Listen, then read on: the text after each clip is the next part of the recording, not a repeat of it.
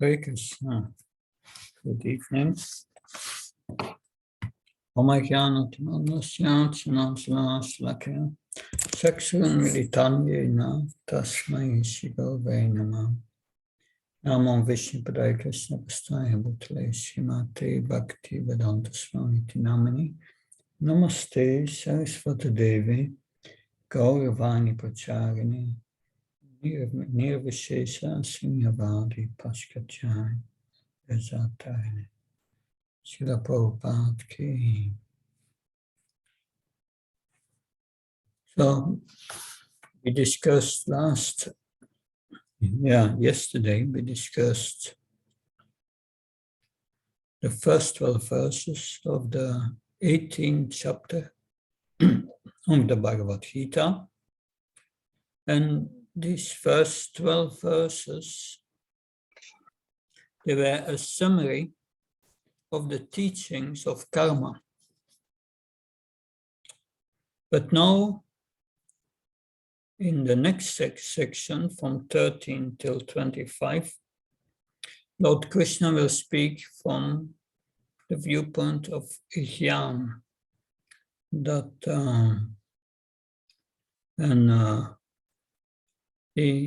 Lord Krishna will cite Vedanta and will speak about 5 factors of action and 3 factors of knowledge. That's pure Jnana.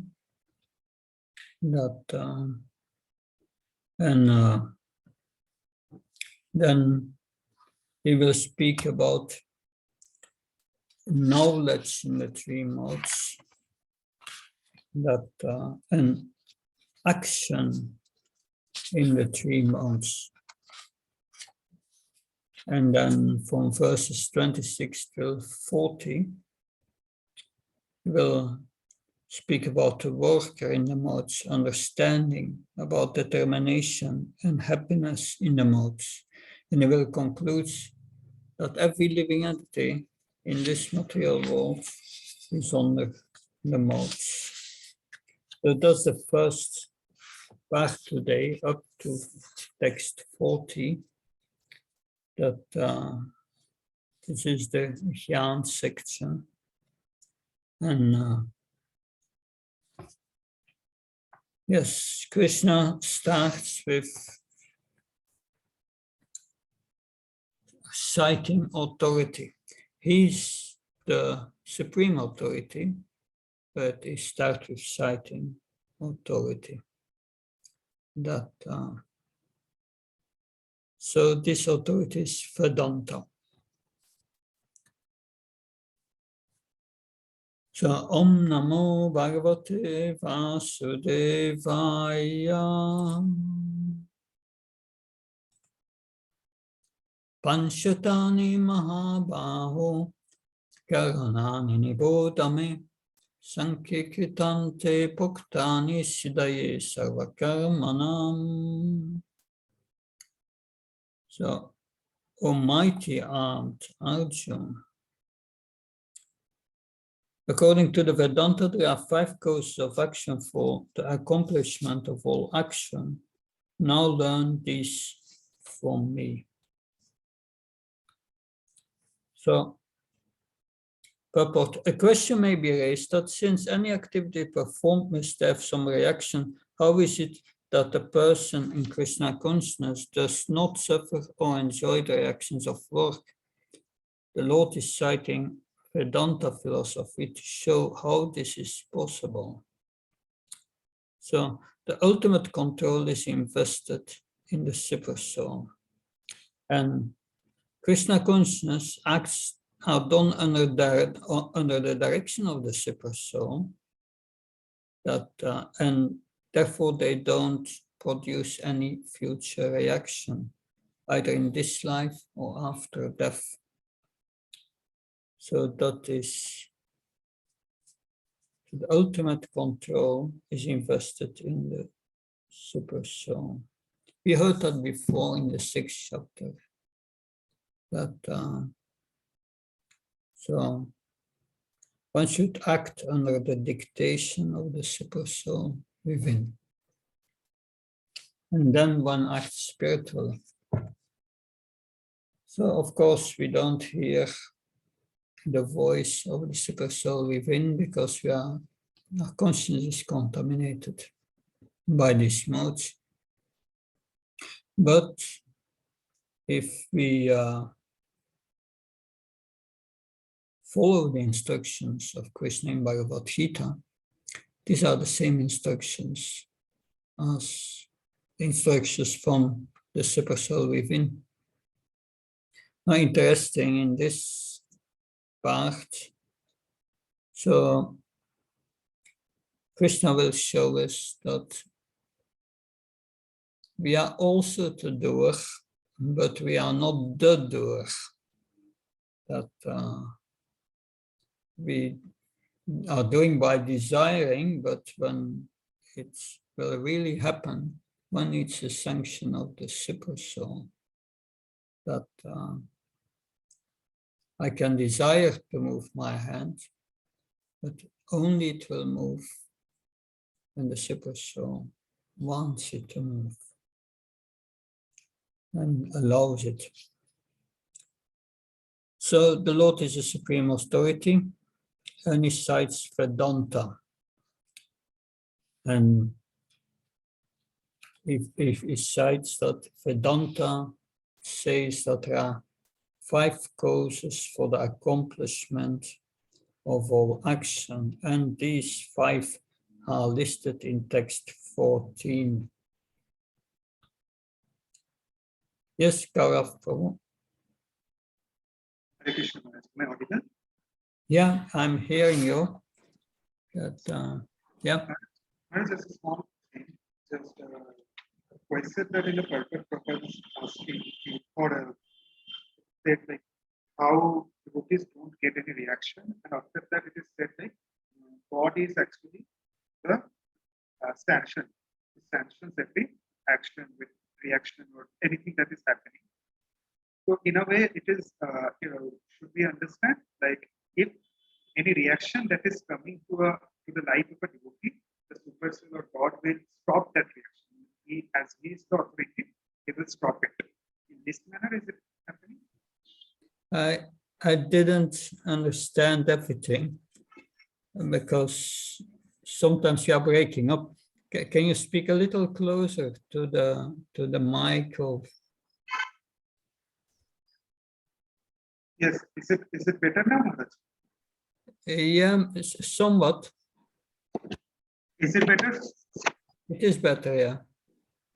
So, Maharaj, I wanted to ask, here we come here the question that is getting up, but put up, whether why devotees don't get reaction, right? Why devotees don't get reaction to the action?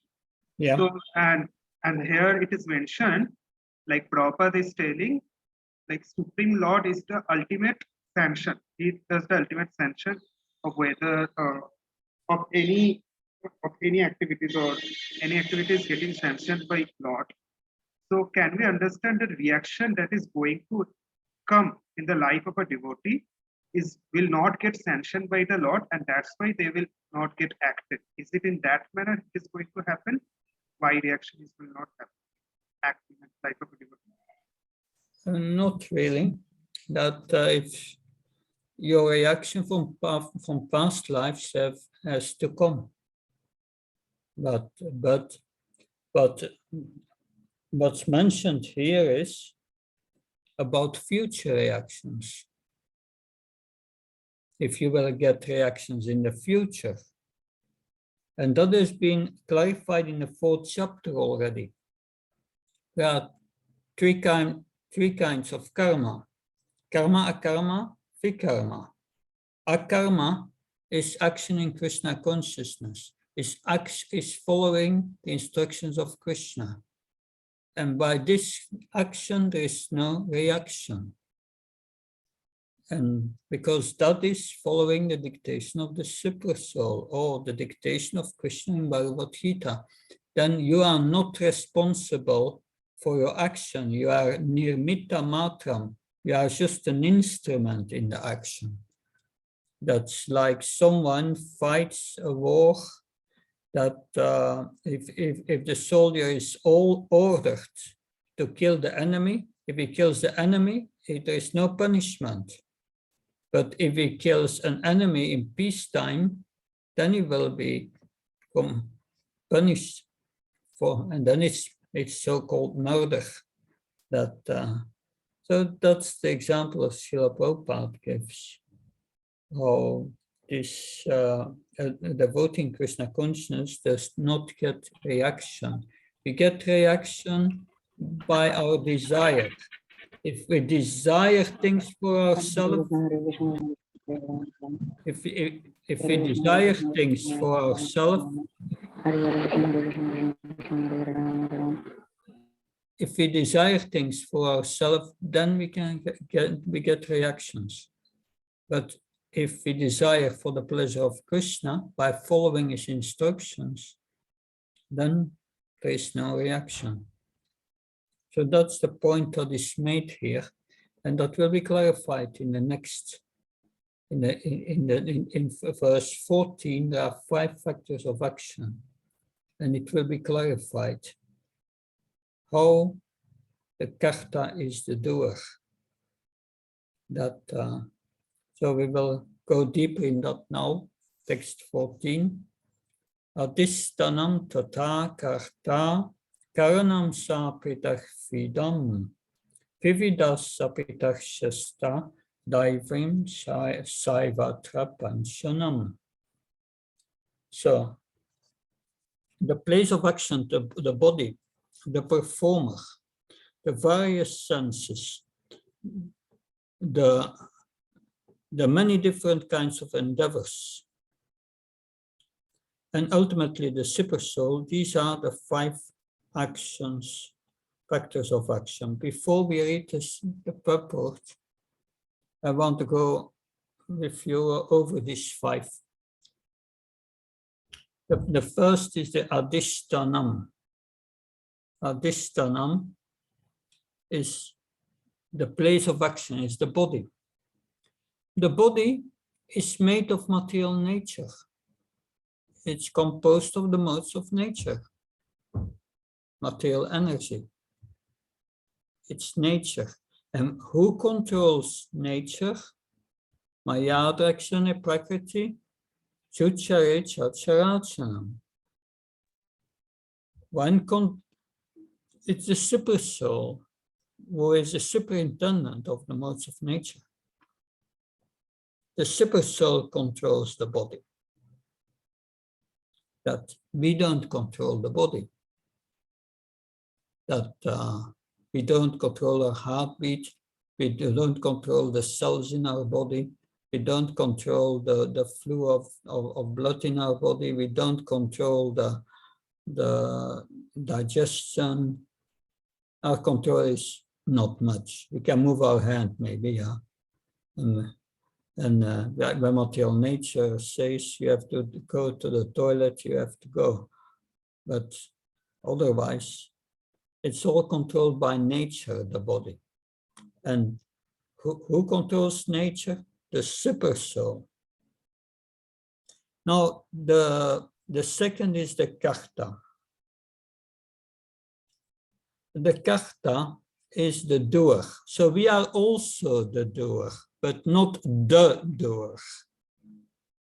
We are not the ultimate doer. How does the soul, is the soul the karta? By desiring. Because by desiring, we can connect with the material and with the spiritual energy. If we desire for the pleasure of Krishna, then we connect to the spiritual energy and there is no reaction. If we desire to enjoy this world for our pleasure, for the pleasure of this body, then we perform karma or akarma. Akarma gives suffering and karma gives good results.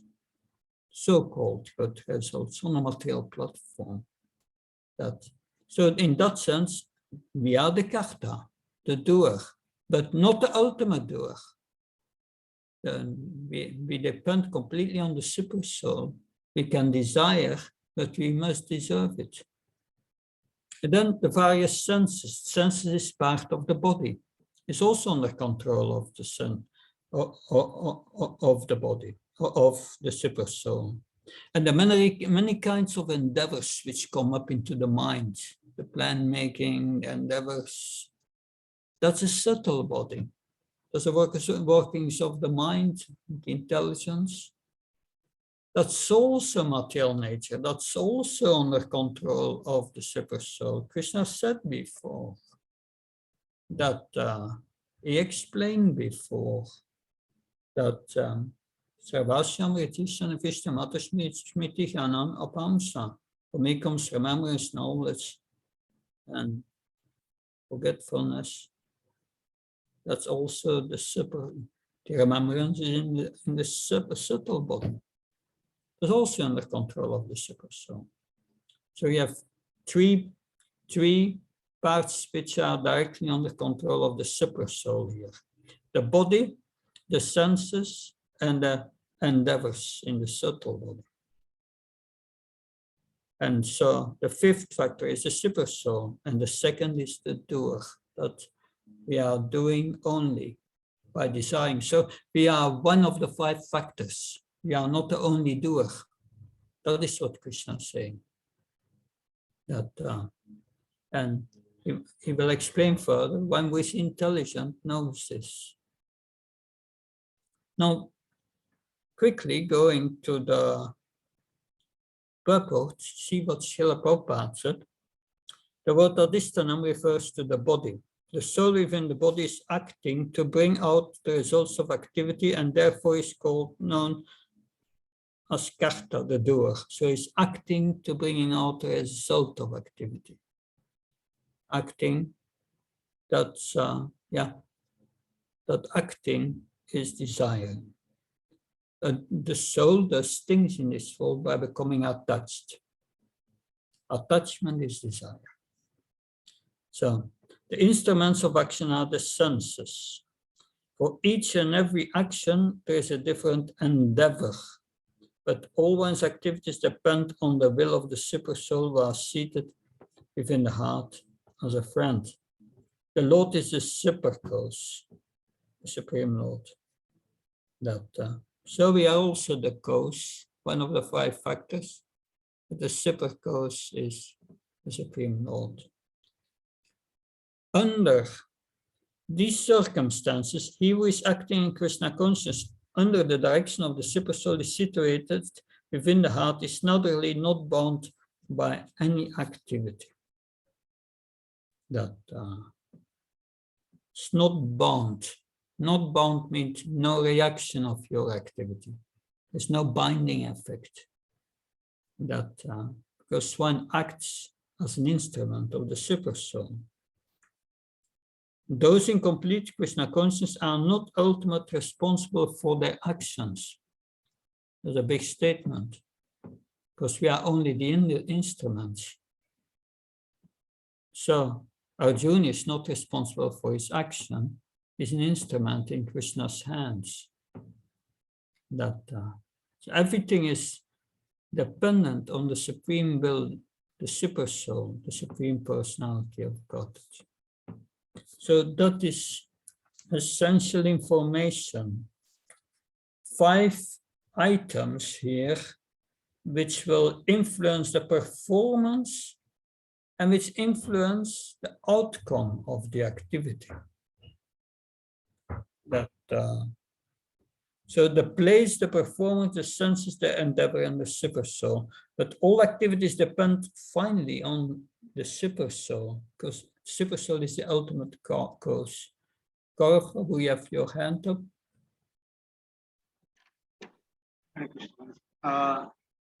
Yes, whereas I wanted to ask that Krishna also speaks about that everything is getting acted as a result of 3 modes of material nature. Yeah. Also. So here also we can see the senses and the endeavors, that also becomes affected with the modes of the material nature. So can you please explain? I think I think you have already explained. I don't know, but the relation between super soul and the three modes of material nature. Yeah, that is explained in the 9th chapter, I think.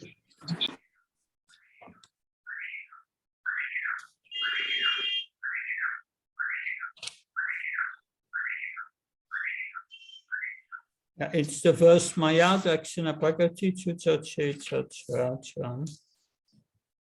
There it is said, Krishna says, I'm the superintendent of material nature.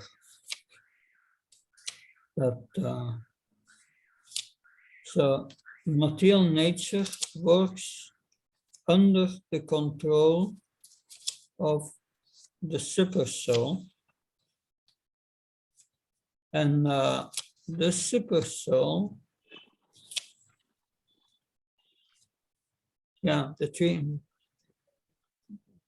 the super soul is controlling the three modes of nature.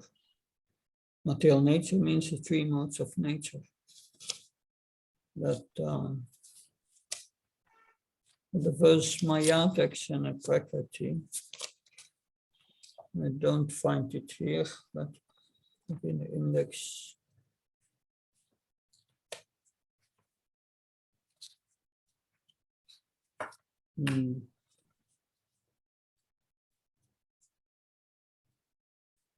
Yeah, it's 9:10.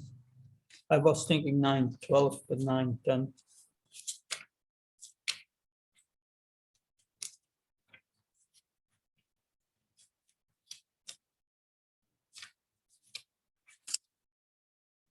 Yeah, 9:10. Purport. It is clearly stated here that the Supreme Lord, although aloof from all the activities of the material world, remains the Supreme Director. So the Supreme Lord is directing his energies. And the three modes of material nature are his energies. The Supreme Lord is a supreme will and the background of this manifestation, but the management is being conducted by material nature. So Krishna controls material nature, is in the heart of everyone, and he knows, and Krishna has said before, I know past, present, and future of all living entities. And he knows exactly what they have done in previous life and gives them reactions appropriate for each individual. That's a super consciousness. And Krishna organizes that through the modes of material nature. Everyone gets his reactions. And that's combined with our desires. Because we can desire things in this world, but we can only attain the results of that according to the results, the reaction of our past activities. That will allow that or not. And Krishna knows that.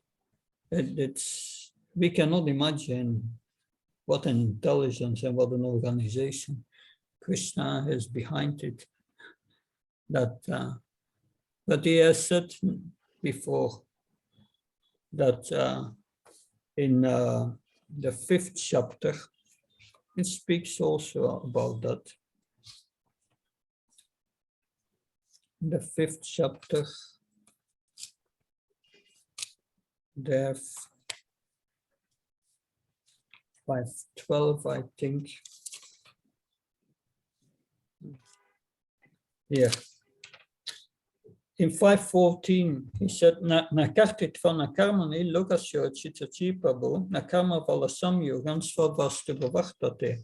The embodied spirit master of the city, of this body, does not create activities, does not induce people to act, nor does he create the fruits of action. All this is enacted by the modes of material nature. So that means that everything is done. Well, we do not create actions. We desire, but action is done by material nature. And it's all enacted by the modes of material nature. So the soul does nothing in this world, only desiring. But Krishna says then, 5:15, Nadadeka chit papam nacheva sukritam vipu, ahyani napatam kyanantina muyantiyantava. Nor does the Supreme Lord assume anyone's sinful or pious activities. Embodied beings, however, are bewildered because of the ignorance which covered their knowledge. So it's not Krishna who creates a certain situation in this life. It's us. It's just a reaction on our previous lives. And Krishna says, I'm not responsible for that. I created a system. That's okay. The system is, if we come to this material world to enjoy what is Krishna's position, then Krishna says, okay, you want to enjoy, good. But the system is, if you want to enjoy, you have to suffer. In the material world, if you want to enjoy, then it's at the expense of other living entities. And they have to suffer for it. And you have to pay with that for suffering. And that's the material world. You want to eat, you need food. Food is killing living entities. It's at the expense of others. You go on vacation, you have a good time, but so many people suffer because they have to serve you. So that's the point. Krishna says, I created a system. I want you to get a reaction. You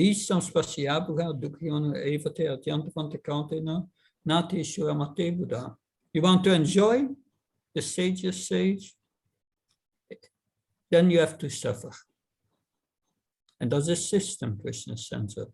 And the sages say that don't do it, it's not worthwhile, because it's all temporary. So Krishna is all good. He does not want us to be in this material world.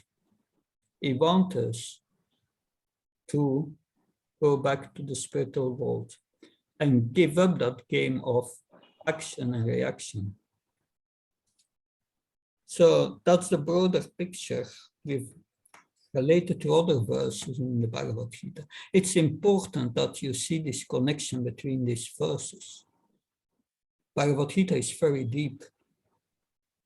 To understand this one verse, you cannot disconnect it with what I've said before.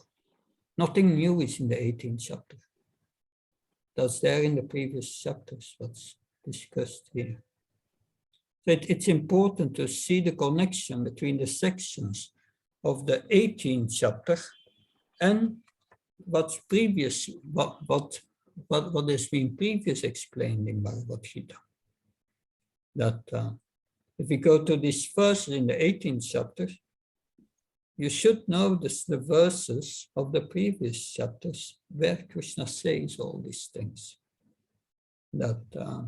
Of course, Bhagavad Gita is very deep. If you see a few connections in the beginning, it's good. But I'm teaching Bhagavad Gita for 30 years, and I get a little feeling for it. Although it's an ocean without depth. Okay, so this is the 5 actions.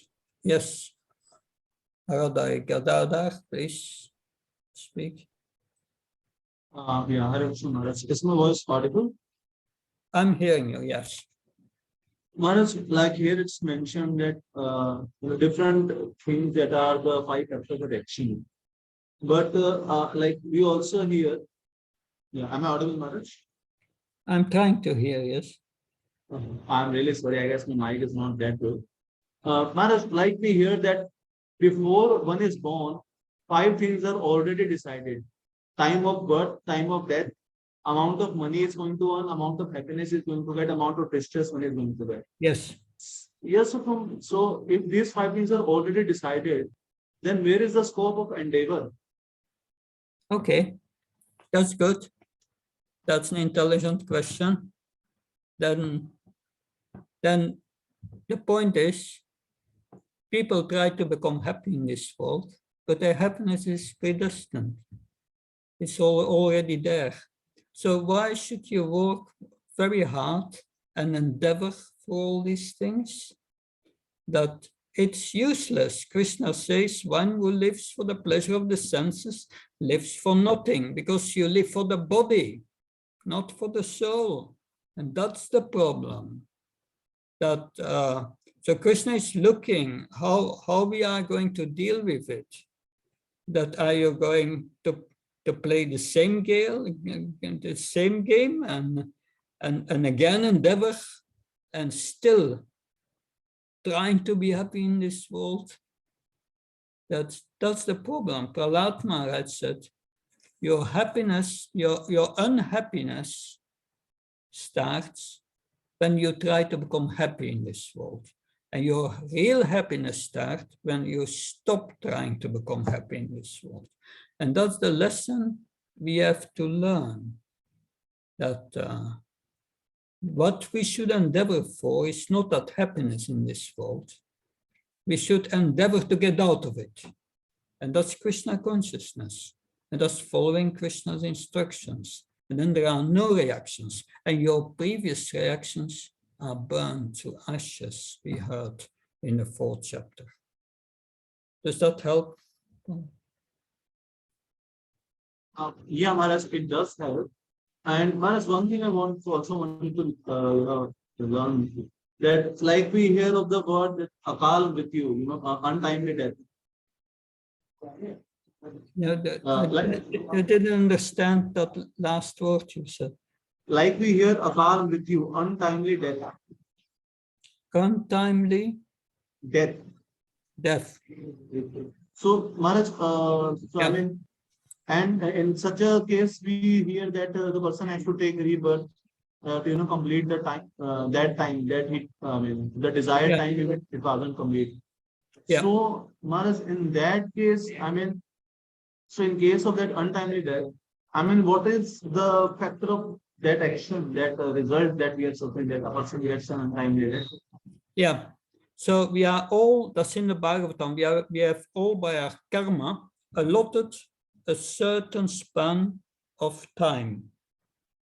But you can shorten your life by doing sinful activities. And one of the greatest sinful activities is taking your own life. That then you get the body of a ghost for the rest of the time you have normally to get out. Because it's an unnatural death. So then you have a time, you get a ghost body for the rest until your normal time of death. You get the ghost body. And then people want still to enjoy and try to possess other bodies and cause other people trouble in the form of ghosts and so on. And anyway, these details are all in the Bhagavatam. You can learn that this is all there, new answers. But that's good. Your questions show that you have interest to go deeper into that. And that's very healthy for making spiritual advancement, asking such questions. Good. Is that okay? Yeah. Yeah, man. Thank you, man. Okay. Mother Priya Satyabam, please. Hare Krishna Maharaj. Maharaj, I don't know how relevant my question is here, but I'm just curious to know, do you ever get liberation from being a ghost, or do you ever get one more chance to, complete your life once you become a ghost? Or I don't know how relevant it is, but I'm just curious. Yeah, so I explained you are normally a ghost until the time of your normal natural death, because you are predestined to have a certain span of life, but you have shortened it by suicide. Then the space between, for that time, you get a ghost body, and then you take birth again. So that is the principle here. But sometimes, like if you have that in your family, that someone has committed suicide or so on, then yeah, get the devotees together and do kirtan for that person, and he will be liberated. Kirtan and serving prasadam afterwards. That's serving prasadam to the Brahmins pleases Krishna. And devotees are higher than Brahmins if they become mature. So that's what we can do about it. Is that okay? Good. Thank you so Good. much, Maharaj. Thank you. Hare Krishna. So now Krishna will explain text 15. Sarvan manabir yat karma prarabhate nara jnanam va viparitam va panchete dasyahetava. Whatever wrong, right or wrong action a man performs by body, mind, and speech is caused by these 5 factors. So right and wrong actions, that was 15, right? Yeah, 15. Okay. Right work is done in terms of prescribed directions in the scriptures. And wrong action is done against the principles of the scriptural injunctions. But whatever is done requires these 5 factors for its complete performance. But it starts with the soul desiring it, and then material nature does the rest. Of course, the spirit soul's consciousness is polluted by these 3 modes, and therefore influenced by these 3 modes.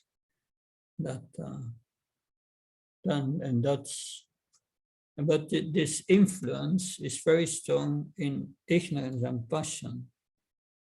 In goodness, when one is in goodness, then one can start to use one's free will, really.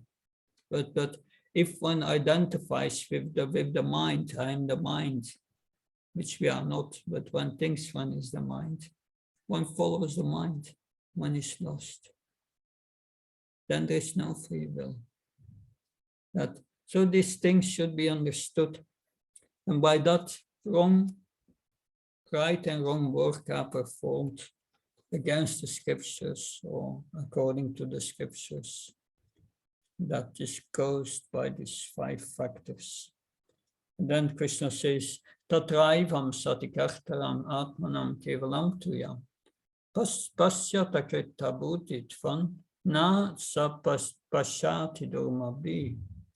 Therefore, one who thinks himself the doer, not considering the 5 factors, is certainly not very intelligent and cannot see things as they are. So what Krishna is saying here, you are only one of the 5 factors. If you think you are everything doing, then that's not intelligent.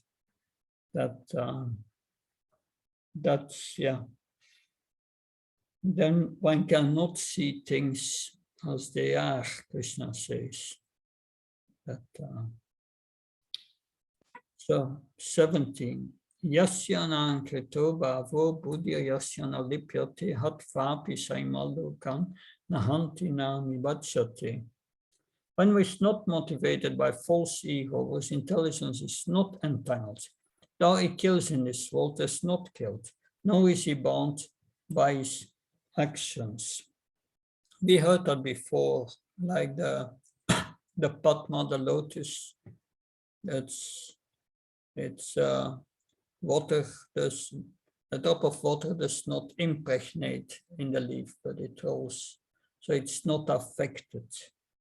That so no reaction if we follow Krishna's instructions, if we are his instrument. So the message is, we should not be ignorant that thinking ourselves the only doer, but there is the influence of the super soul through material nature. That so then we have 17, one is not affected. In this verse, Lord Krishna informs Arjuna that the desire not to fight arises from false ego. Arjuna thought himself to be the doer of action, but he did not consider the supreme action within and without. Because Krishna will, after hearing Bhagavad Gita, be the full instrument of Krishna. Then he has understood. I'm not the doer, that Krishna will empower me through this modes, he will, through his spiritual energy. But one who knows the instrument of work, himself as the worker. But one who knows the instrument of work, himself as the worker, and the Supreme Lord as the Supreme Sanctioner, is perfect in doing everything. So we desire, we are the instrument of work. And Krishna is a sanctioner.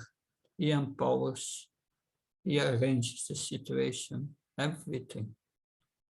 That personal activity and responsibility arise from false ego and godlessness,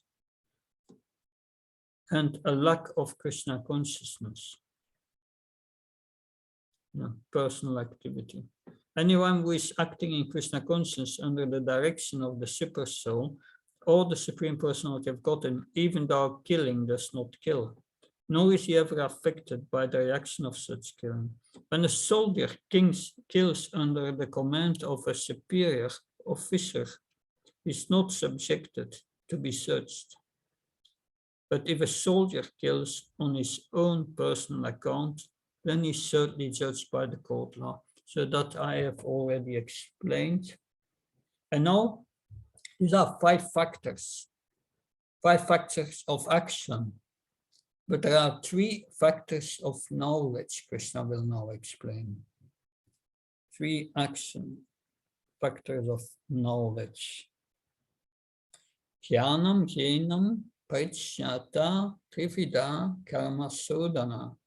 Karanam, karma karteti, trivida, karma sangha. If you look at the Sanskrit, jnanam and jnayam, these were 2 of the 6 factors, of 2 of the 6 topics in the 13th chapter. That it's 6 topics in the 13th chapter where jnanam connected.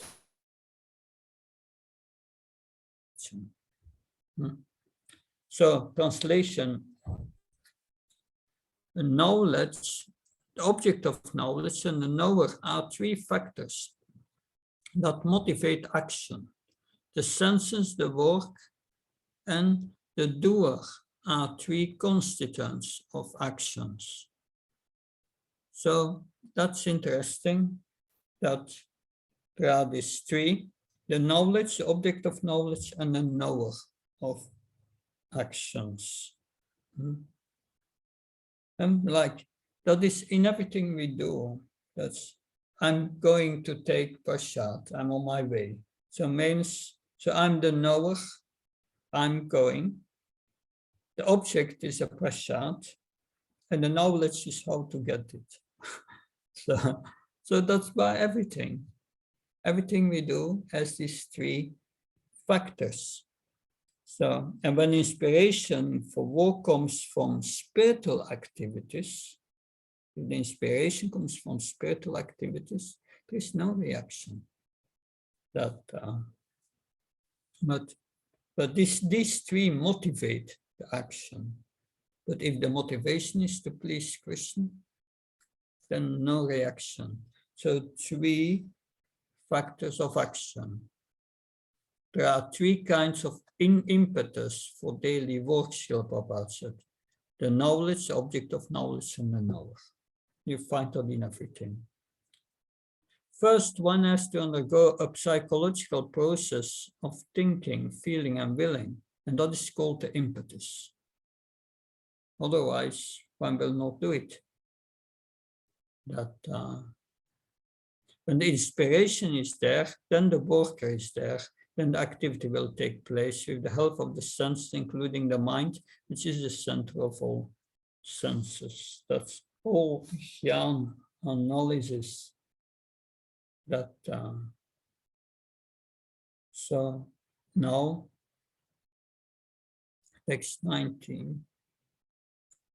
Jnanam karma sakartasya trivide guna vedata pokshate guna sankyane yatavakshinu tanyapi. According to the three different modes of material nature, there are three kinds of knowledge: action, performer of action. Now hear of them from me. So we will hear now in the modes about knowledge in the modes, action in the modes, the worker in the modes. And we will hear about understanding in the modes, determination in the modes, and happiness in the modes. And Krishna will conclude with text 40. Everything is under these modes. So we will go over it. First, knowledge in different kinds of knowledge. So knowledge, action, and performer. We will discuss them now in the modes. These three kinds. Sarva bhuteshu yenaikam bhavam afyam mikshate avibhaktam vibhakti sutatyam vidi sattvikam. The knowledge by which one undivided nature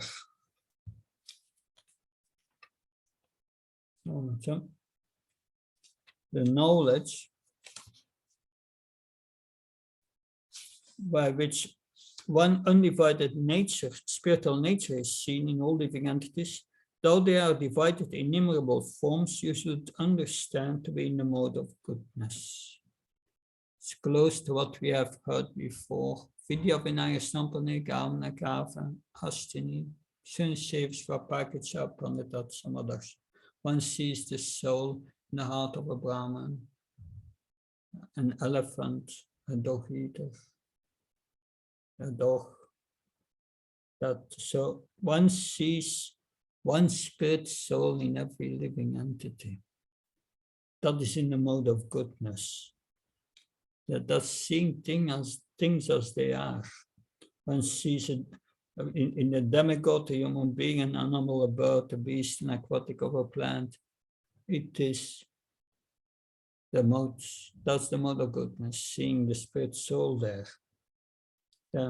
So one should see the superior nature within the inferior nature. In everybody,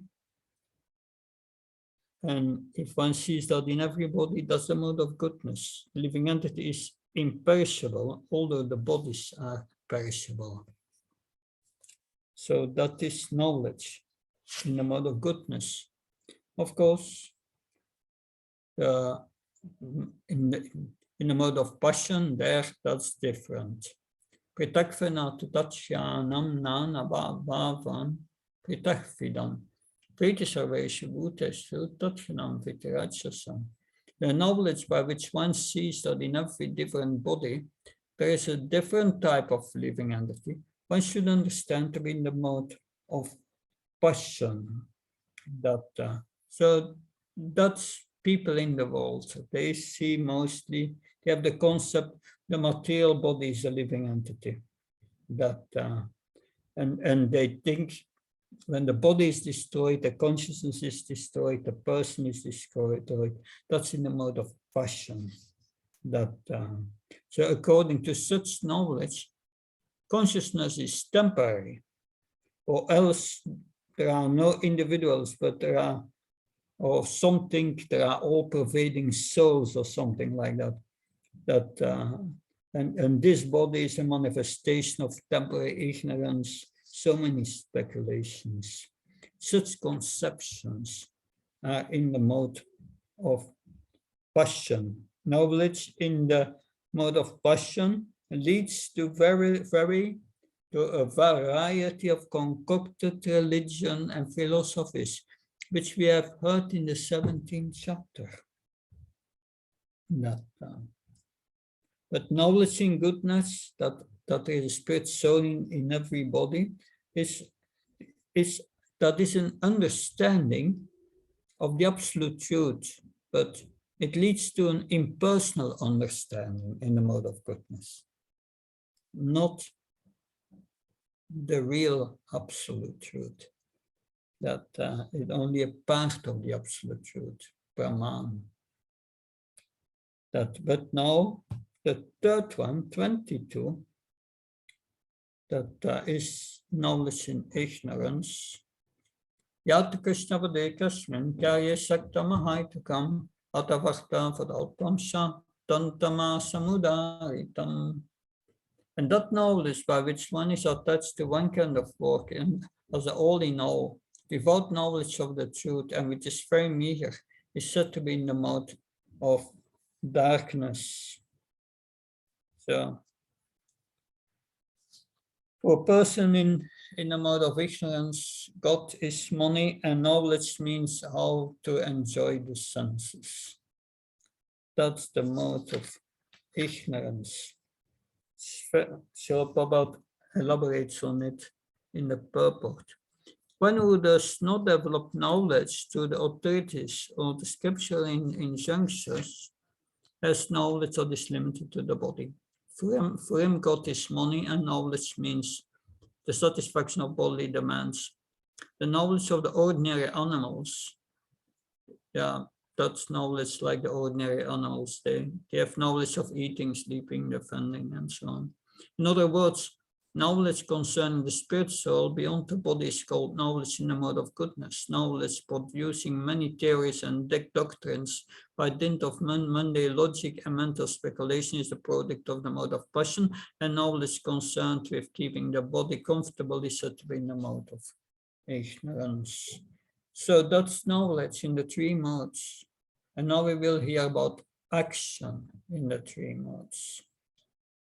Yatam sangarai tamaragat vishatakitam afala prapshana karma yatatsat kamuchate.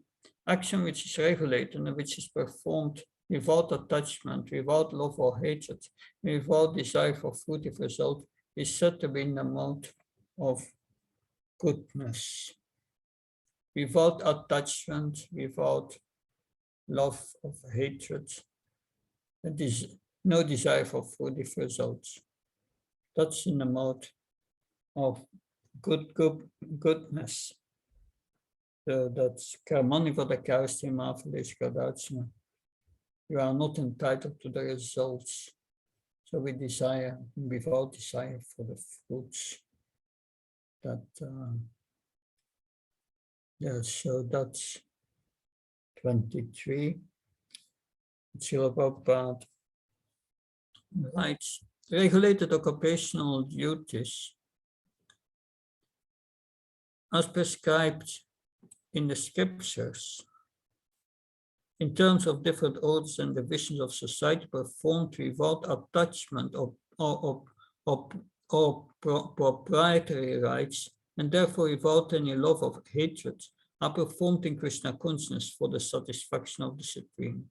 Without self-satisfaction or self-gratification are called actions in the mode of goodness. Good. Now action in the mode of passion. That's Yatu Kamepsuna Karmasan Karna Fapuna Kriyate Baulayasam Tatrajasamudaritam, but action performed with great effort by one is seeking to gratify his desires and enacted from a false sense of a false ego is called action in the mode of passion. That's action to gratify the senses. One identifies with the body.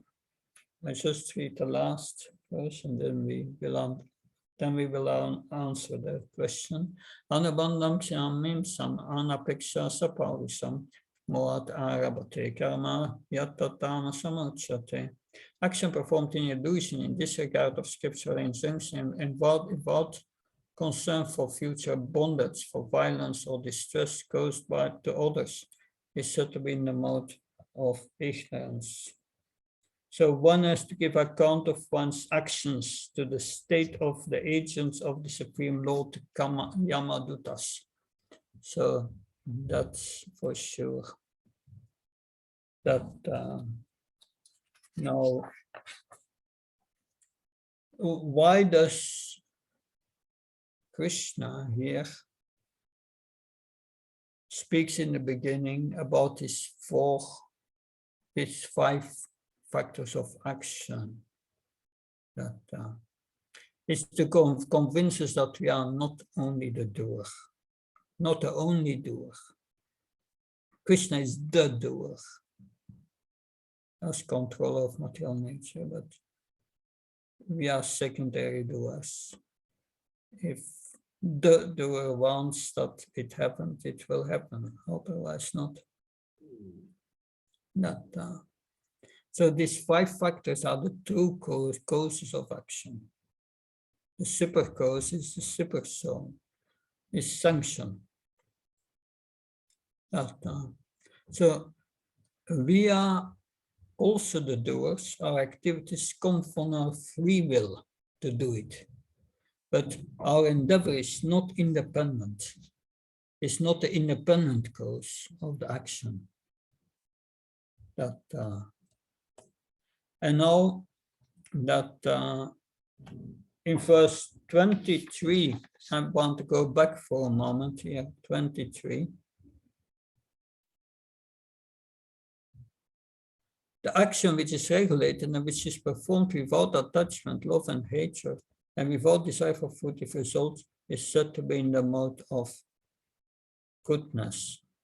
The mode of goodness. But if you read the purport, Prabhava 3, regulated occupational duties as described in the scriptures in terms of different orders of division of society, performed without attachment or proprietary rights, and therefore without any love or hatred, are performed in Krishna consciousness for the satisfaction of the Supreme, without self-satisfaction, self-gratification, are actions in the mode of goodness.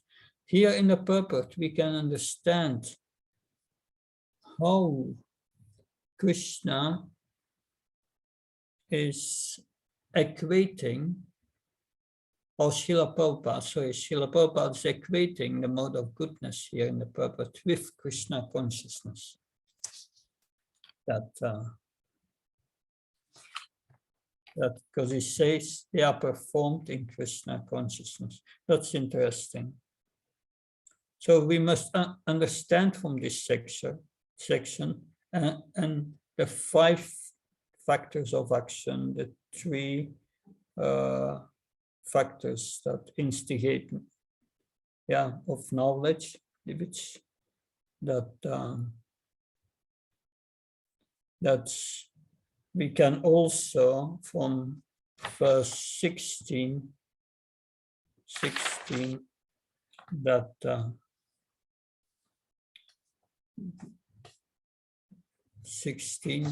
can go to 16 again.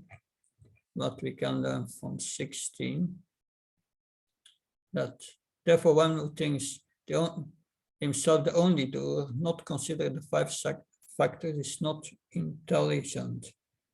So So we can see and think about what are the symptoms of one considering himself the doer. That the symptoms are that he considers himself the controller of all of the body, of the senses, of the mind. But he's not the only controller. So these are symptoms of false ego also. That you must remember the analogy of the soldier that who fights for his country in a war is not responsible. Otherwise, it's murder. That and also we heard before about Varnashram ashram, especially in the 4th chapter. But all these points in the mode of goodness are related to Varnashram. But that's the purpose of Varnashram, to bring us to goodness and worship the Supreme Lord with with the results of one's activities. And, so for us personally, we must think about that. Am I acting under the instruction of the Lord within? That's a good question. That,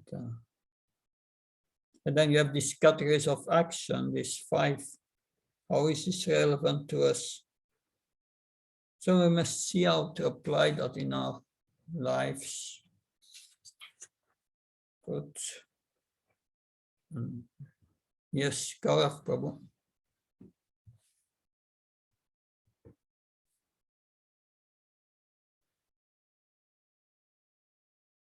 Persons who are in the mode of passion, it is said that they are working with great effort to gratify their desires from a false ego, from a sense of false ego. And also in ignorance, we find it is like disregard of scriptural injunction. So does that mean the persons who are in the mode of passion, they are doing according to the scriptural injunctions like dharma, artha, kama, moksha, those people are coming under mode of passion, or they will come under mode of goodness? You have different kinds of worker in the mode of passion. That they work all for the same thing. They want to enjoy. That's true. But you have workers who try to enjoy by following the scriptures. These are called the karma kandis. And they are following the scripture for their enjoyment.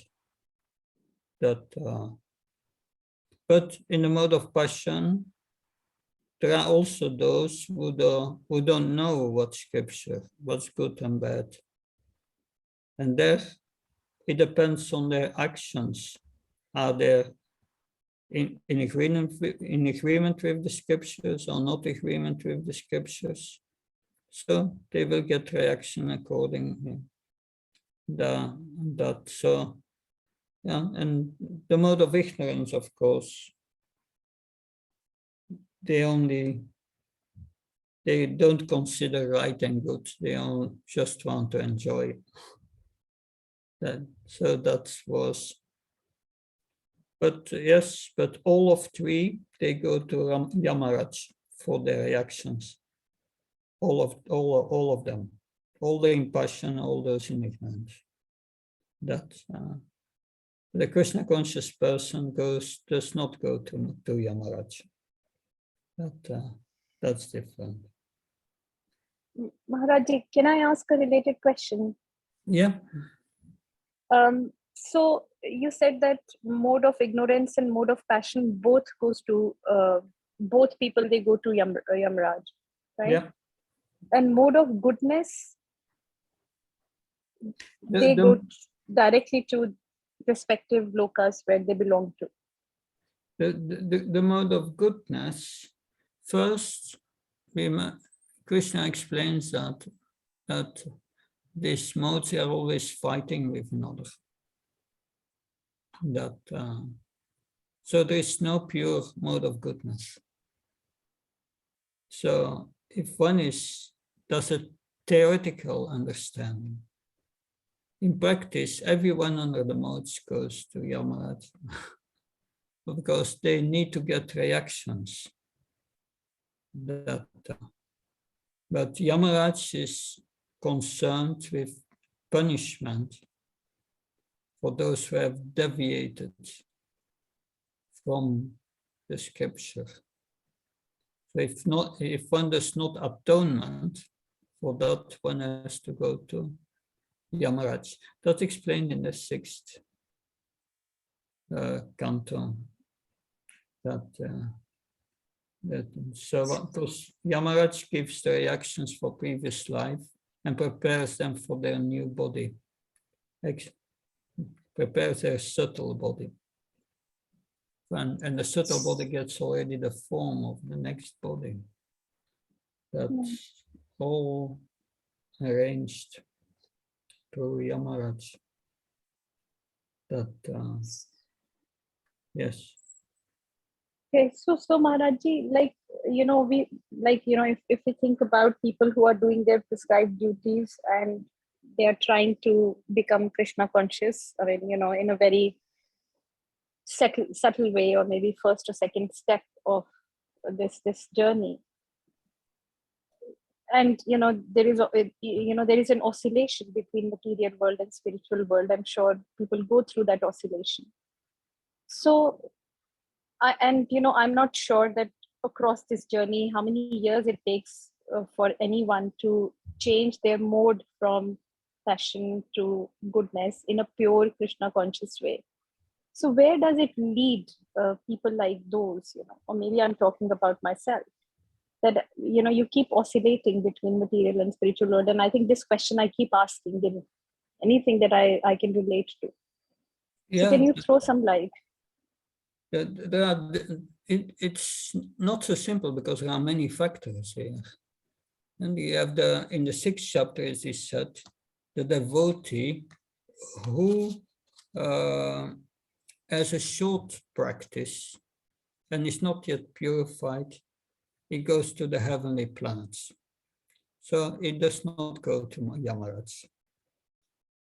But a short practice of Krishna consciousness means following the 4 regulative principles and trying to engage sincerely in devotional service. If it's oscillating, as you say, sometimes chanting and sometimes not chanting, and forget Krishna and then again, and then they'll go from one to another, then for their sinful activities, they will go to Yamaraj. No, Maharaji, oscillating, I'll clarify oscillating, following 4 regulative principles is a given, right? So that happens. But then you oscillate because you are in the material world following your prescribed duties. So there are so many things that pure Krishna conscious people will not do. So there are so many things, not those 4 regulative principles, but just a normal material world that we live in. That is very difficult. You oscillate between the two, right? You get attached to your work, you feel passionate, then the other day you feel, no, there should be detachment. So that kind of oscillation, not following these 4 regulative principles issue, that is a given. So then? Yes. Verse 240, Bhagavad Gita. In the purport, Krishna says that if you have 2 rights, if you have, then you start with 2%. But that does not mean if you have 2% practice Krishna consciousness and 90% material activities, and some of them were sinful, you go to Yamaraj. That no one must be sincere in spiritual life. And if one is sincere, the short practitioner goes to the heavenly planet and get a new chance. And the long practitioner, he is take birth family of pure devotees and can finish his work in Krishna consciousness.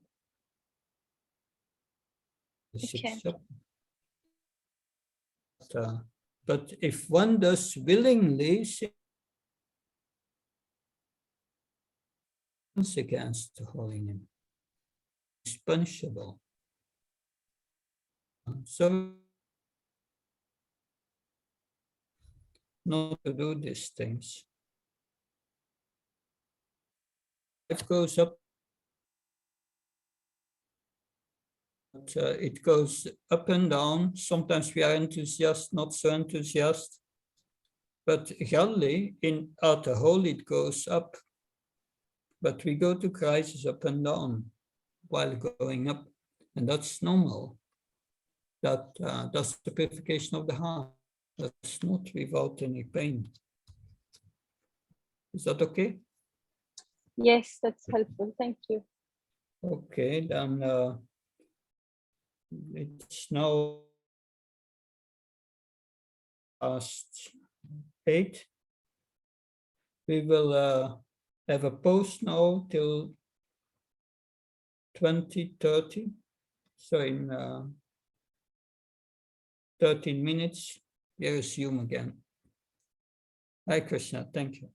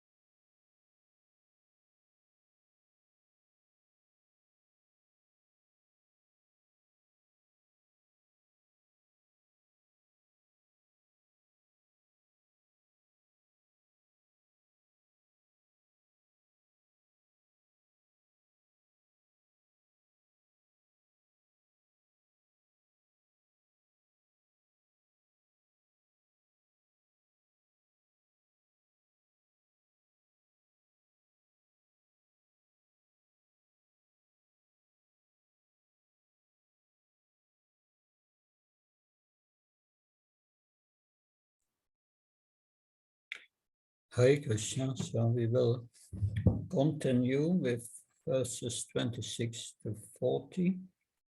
Lord Krishna will now continue his description. All activities are controlled by the three modes of nature. So verses 26 till 28, he will speak about the worker, the performer of action. And verses 29 till 32, he describes one's understanding under the modes.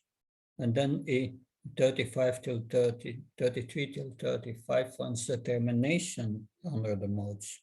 And then from 36 till 39, happiness under the modes.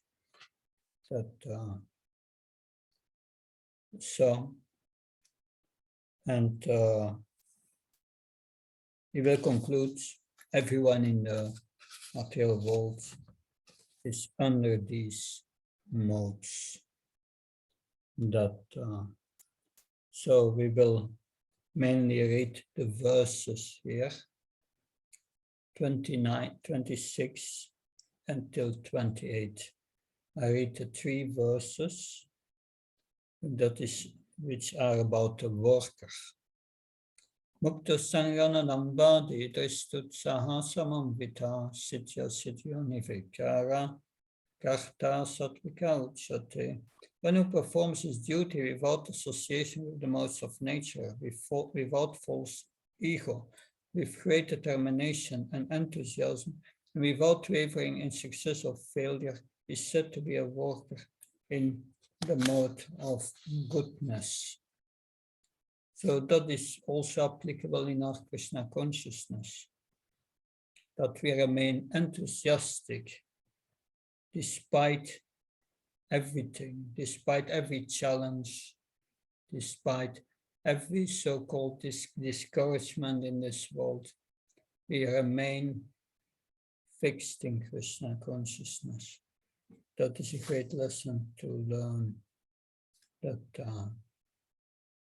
So this was 26. Therefore, in the purpose, Srila Prabhupada writes, a person in Krishna consciousness is always transcendental to the modes of material nature. Transcendental means he's not influenced by it. There's so many things come into the mind, but he's not influenced by the mind. But he fixes his mind on Krishna. He has no expectation for the results of the work entrusted to him. So no expectations. That's our problem in this world. We expect so many things, and when they don't happen, we come frustrations. But a Krishna conscious person has no expectations for himself.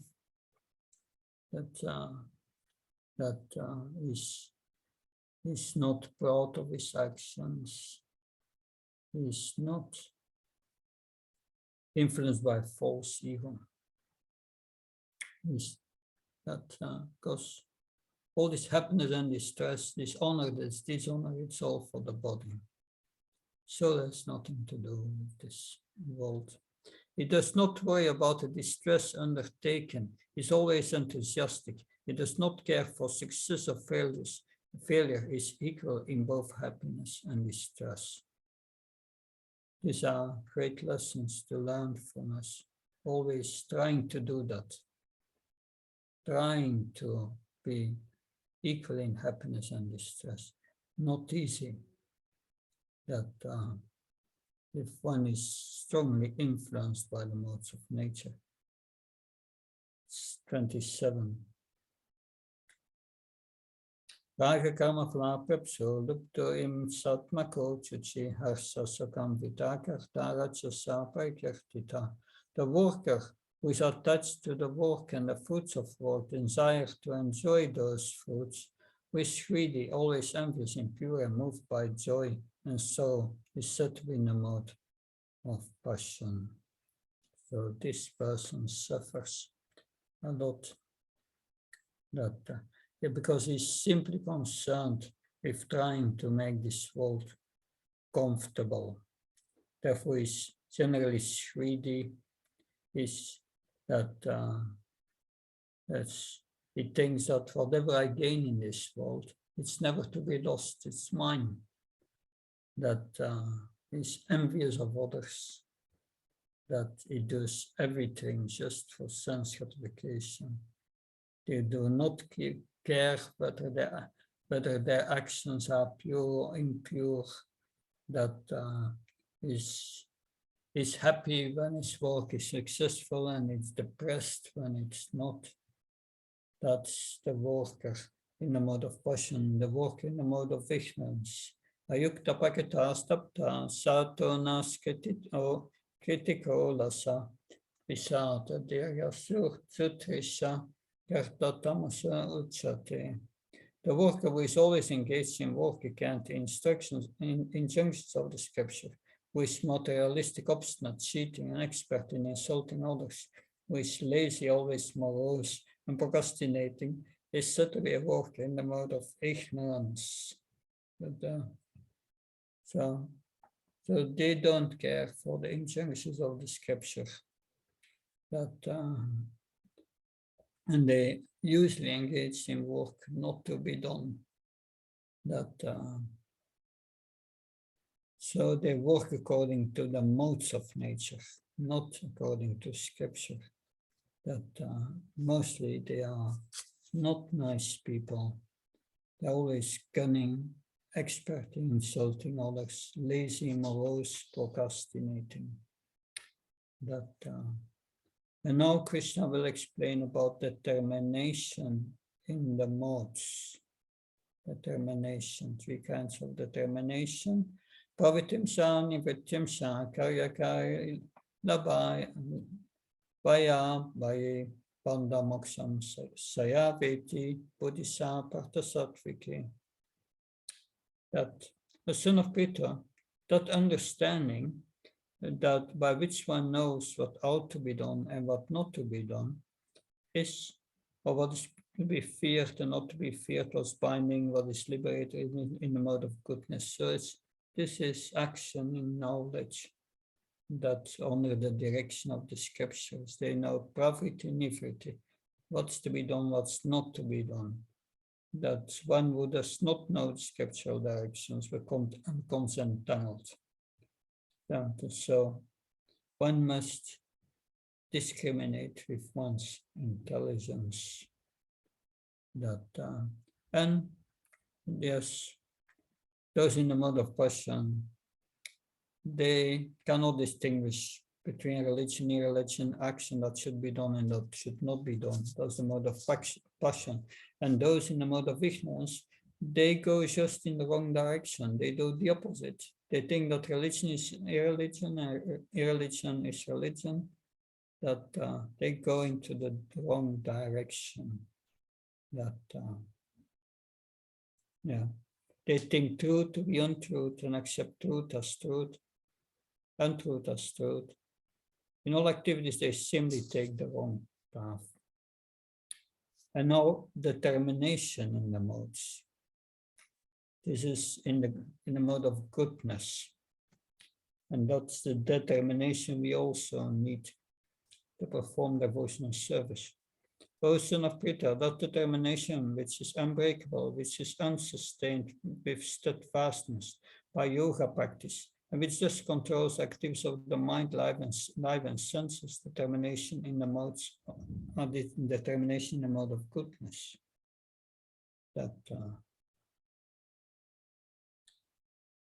So the word avyabhicharinya is very significant, for it indicates that the persons who are engaged in Krishna consciousness are never deviated by any other activity. So that's important.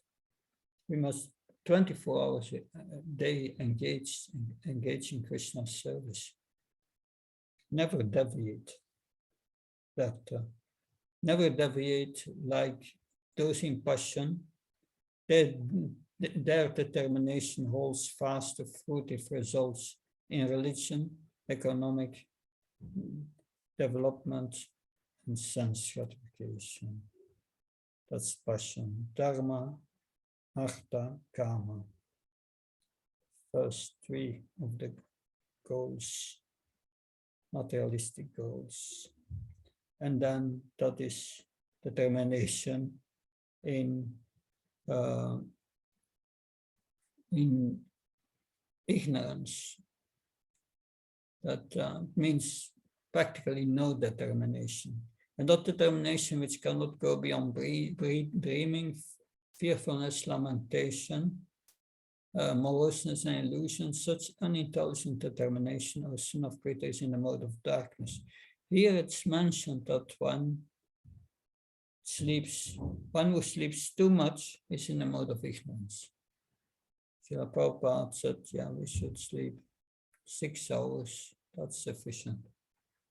That if you are in a healthy condition, that should be no problem, unless you overeat or something.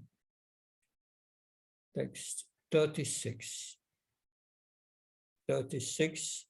Now we are going to hear about 3 kinds of happiness in the modes.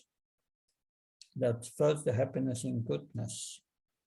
Happiness in goodness means that,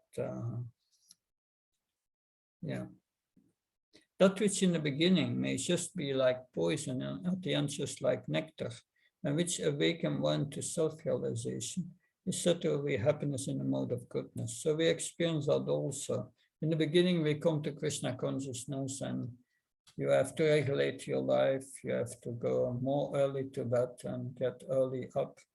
And that's my Guru Maharaj said when he joined Mayapur in 1976.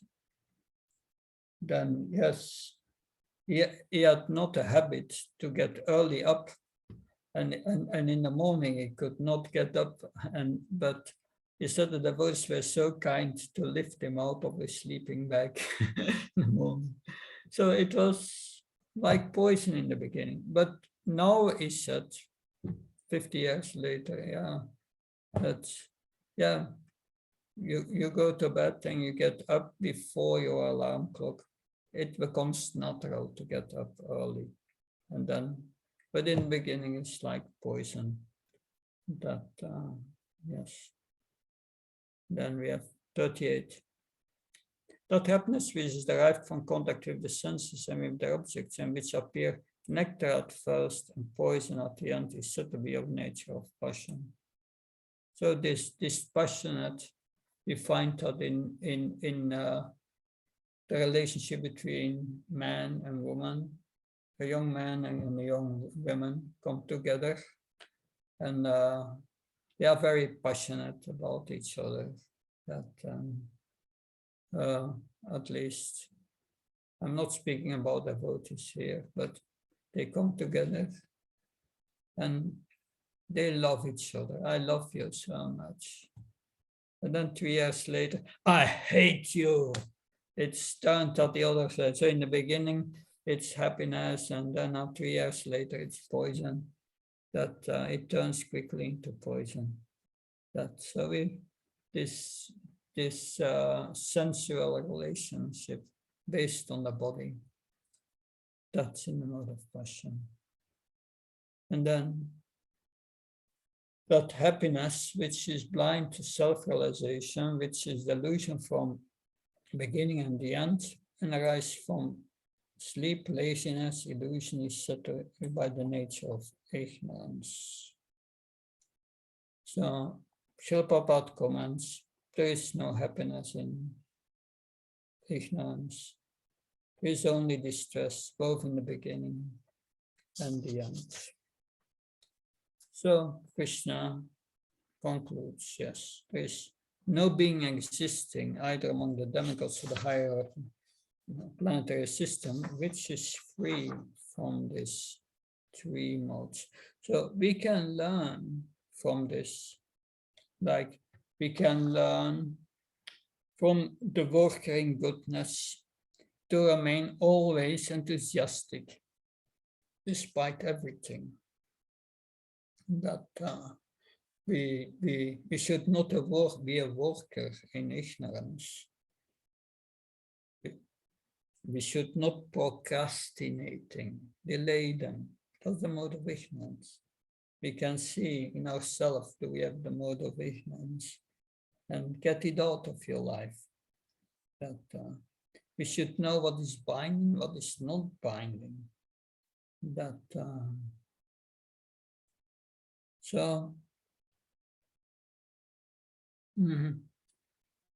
these three types of happiness, I think.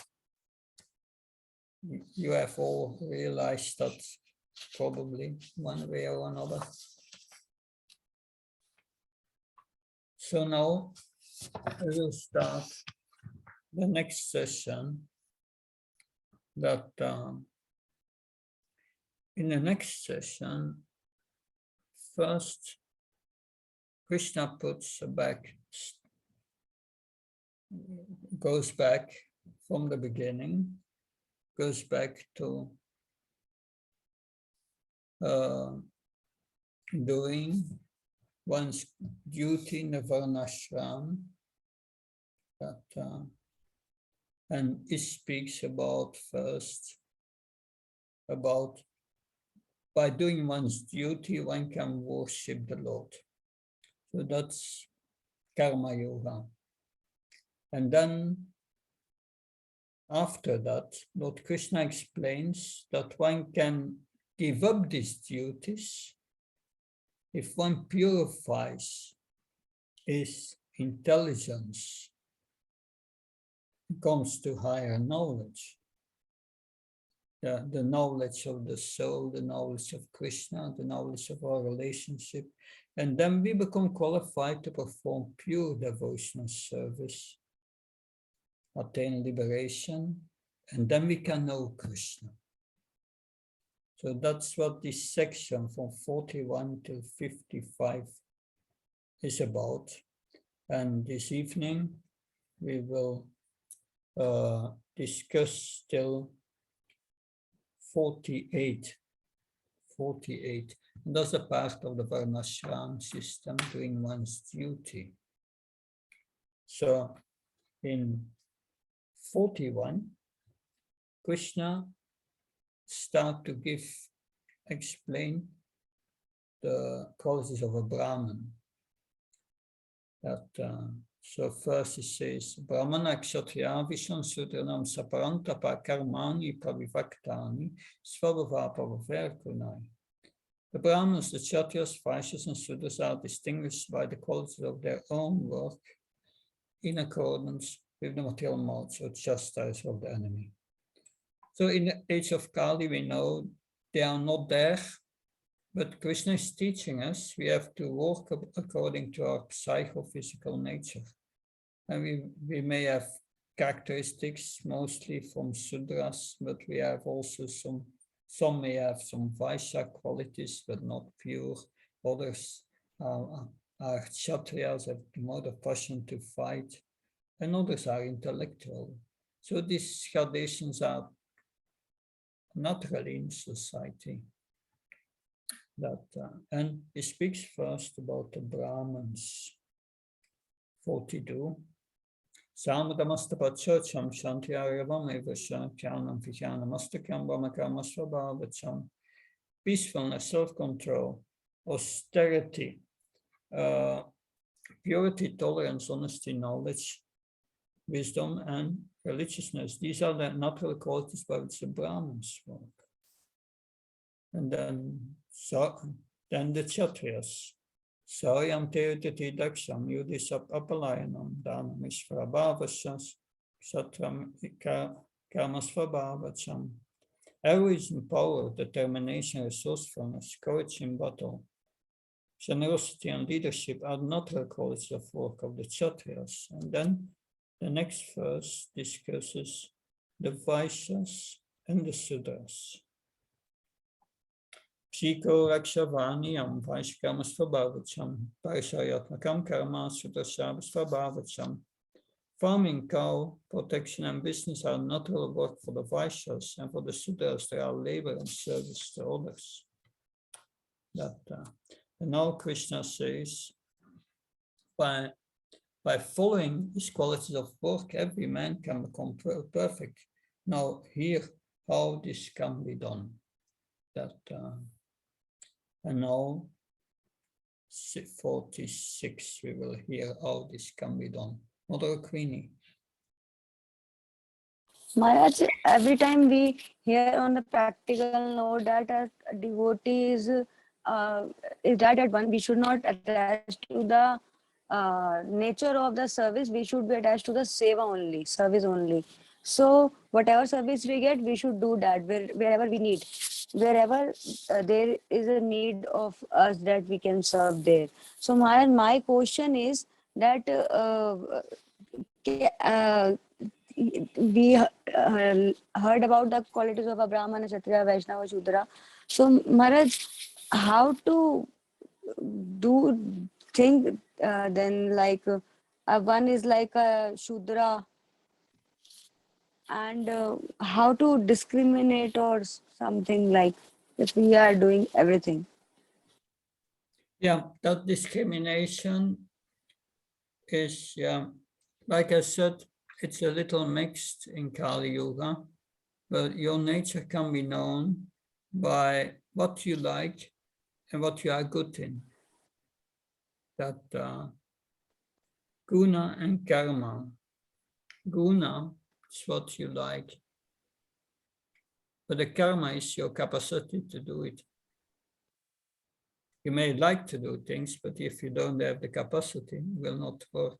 You must have both guna and karma, and you must search within yourself. And those who know you, they know probably what you are good in. That, and they can engage you according to your nature. It's important to be engaged according to your nature. Then you will be materially feel satisfied, and then you can do it for a long term. Sometimes we have to do things which are not according to our nature. And if the temple president says, "Oh, can you clean the floor, please?" and you answer, "That's not according to my nature, I'm not going to do that." No, you have to do that also, but not only that, your main activity should be according to your nature. That's important. That it's like in your astrological chart, an astrologer can see what's your nature. That what's your lagna and what your planets are. That and in my chart, Saturn and Jupiter are in Sagittarius. Means Jupiter means I'm a teacher, and Saturn means renunciation. I'm a teacher of renunciation, which is Krishna consciousness. And in my fifth house, Mercury is in his own house, that Gemini. That means great intelligence, good communicator. So I'm teaching, and that is good for my teaching. That makes me a good teacher, gives me the ability to teach and teach Krishna consciousness. So that's my nature, and that's what I'm doing. And I feel satisfied with it. And so everyone has a certain nature in what is good. And that you have to find out. And you have to act according to that nature. And that's material Svadharma. We heard before in the Gita about material and spiritual Svadharma. First, in the beginning, you must have your act according to your material Svadharma. If you become purified, then you can act on your spiritual Svadharma. Yeah, you can do anything.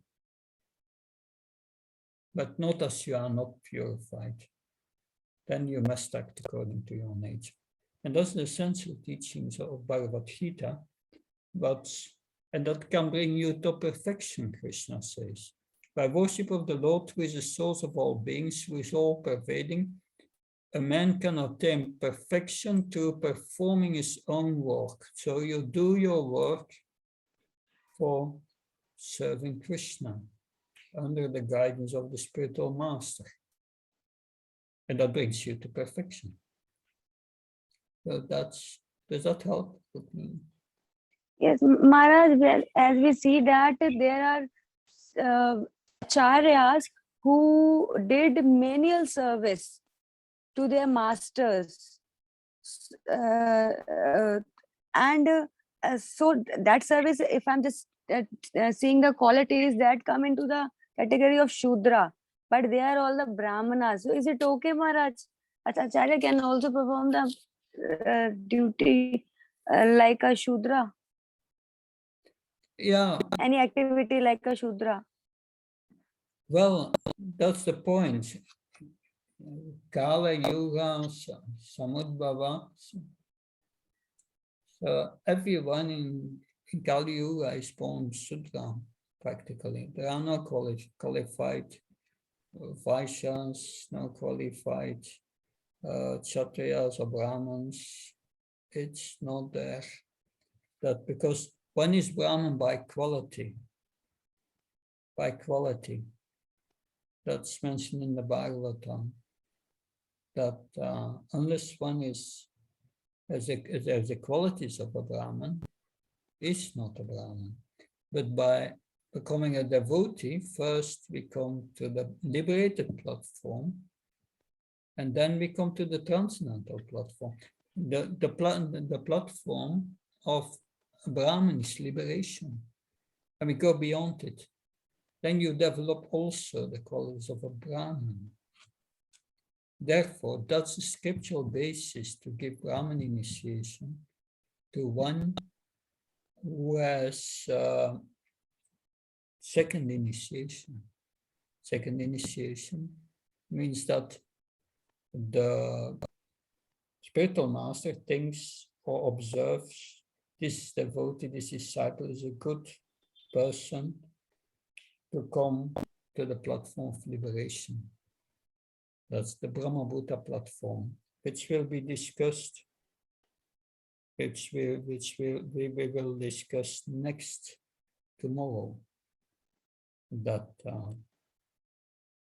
So, of course, that means a Vaishnava who has advanced is also a qualified Brahmin, because he has learned to live in a mode of goodness. But he has the qualities that, then you have the quality, you have the point of the Varnashram, the Brahmins in the Varnashram. They have a specific function. The Brahmins in the Varnashram, they perform sacrifices, they teach, and so on. That's another thing in the Varnashram, but we are not working in the Varnashram, but in the Varnashram, that's something different. There you have a task division and so on. In our movement, you don't have that. That if one is advanced, you get second initiation, and you get the qualities of a Brahmin. But that does not mean you are a Brahmin in the Varnashram. That's something else. One becomes Brahmin by Maharaj, Yes. sorry, Maharaj. Maharaj, it's coming like if someone is a Shudra, can't that person take Brahman initiation because he doesn't have the Brahman qualities? And I have read in the Bhagavatam that the first quality of Shudra even to be, he is very clean. And I'm confused, like cleanliness is a quality of a good mode of goodness. So both, I'm just getting confused. Yeah, of course, the Sudra, if the Sudra becomes purified and he gets all the qualities of a Brahman, they are mentioned, it's Samodamastapasya, if one has all these qualities, then one can get second initiation. But cleanliness is only one aspect. It's only one aspect. But these qualities, they develop automatically in a devotee. That's does that help? Yes, ma'am. Thank you so much. Okay. Good. Then 47. Yeah. Yeah, 46. I want to read a part of the purport. So it is said, by worship of the Lord with the souls of all beings, who is all pervading, one can attain perfection through one's own work. The purport. Its external and internal energy is all pervading, therefore one should worship the Lord with his energies. Generally, the Vaishnava devotees worship the Lord with his internal energy. His external energy is a perverted reflection of the internal energy. The external energy is the background, but the Supreme Lord, by the expansion of his plenary portion as Paramatma, is situated everywhere.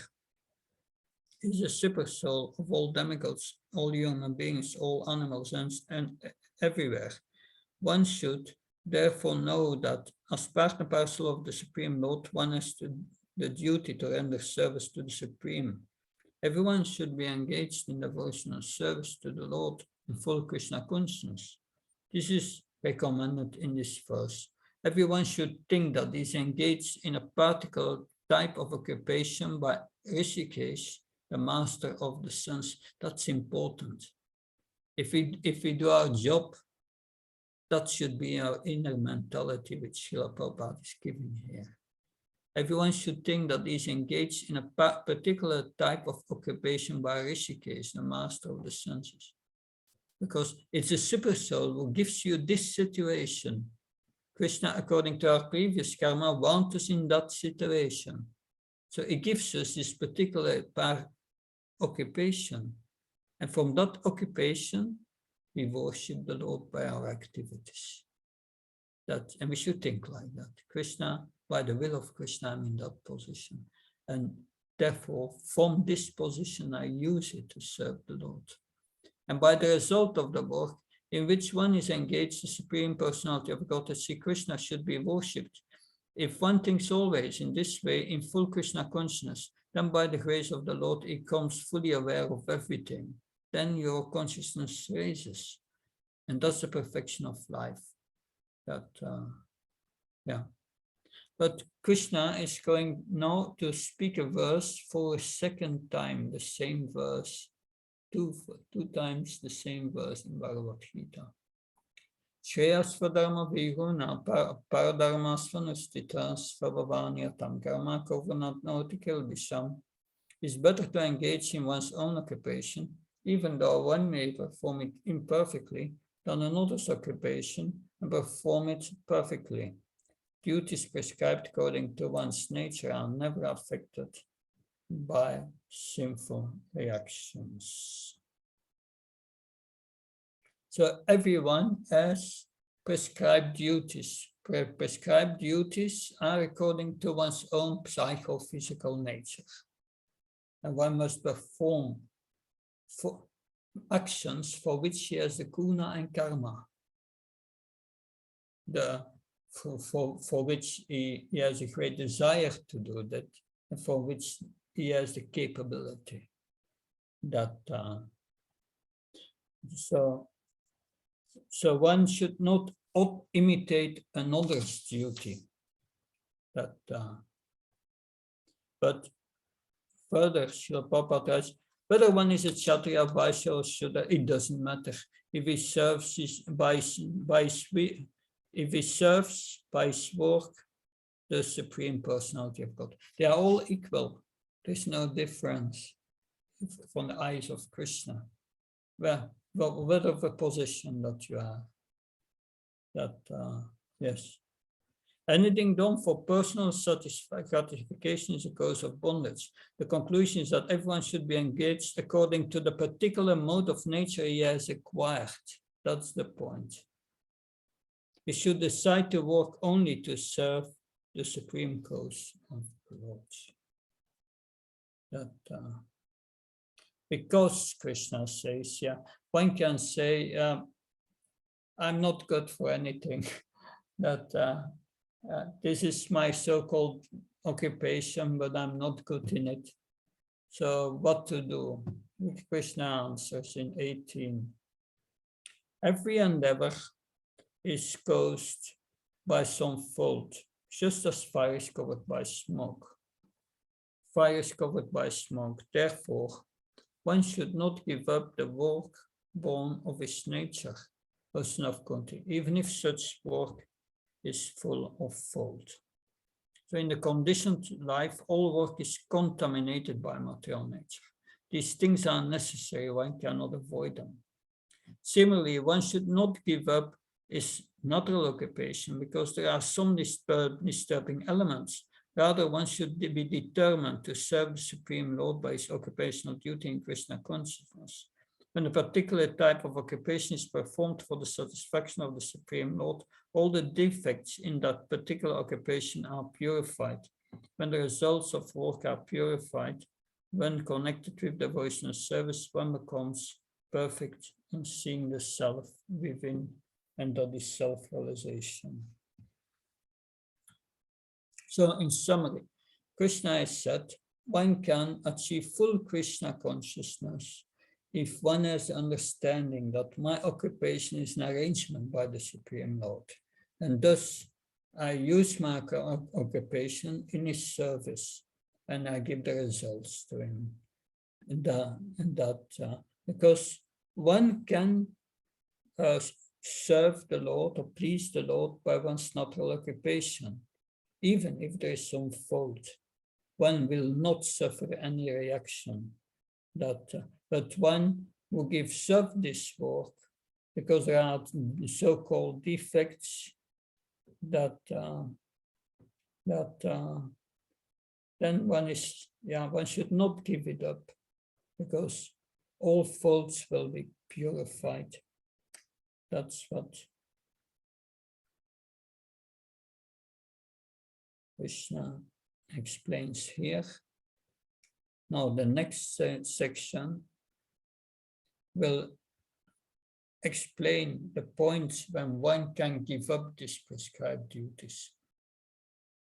The points where you can give up these prescribed duties means when one is completely purified, then one comes to one's spiritual Svadharma. And that we will start discussing tomorrow. From text 49 onwards. Any further questions?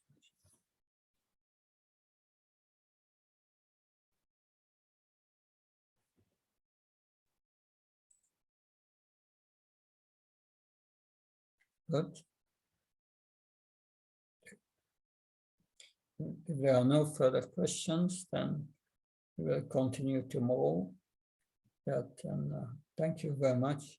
Hare Krishna. Jai Prabhupada.